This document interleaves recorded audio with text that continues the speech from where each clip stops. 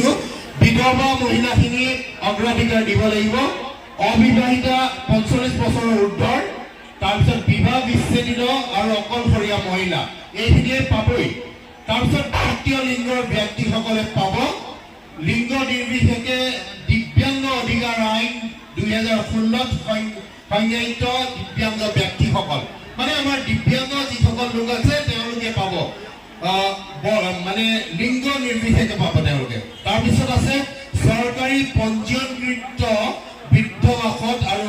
কৰা মহিলাসকলকে ধৰি বৃদ্ধ অনাথ মহিলা মানে বৃদ্ধ আৰু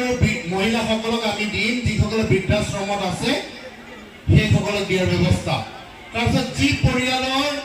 মূল উপাৰ্জনকাৰী ব্যক্তিগৰাকী দিব্যাংগ বা বৃদ্ধ তেনে পৰিয়ালকো আমি দিম মানে বৃদ্ধ যদি আছে পৰিয়ালটোত তেওঁলোককো আমি দিয়াৰ ব্যৱস্থাটো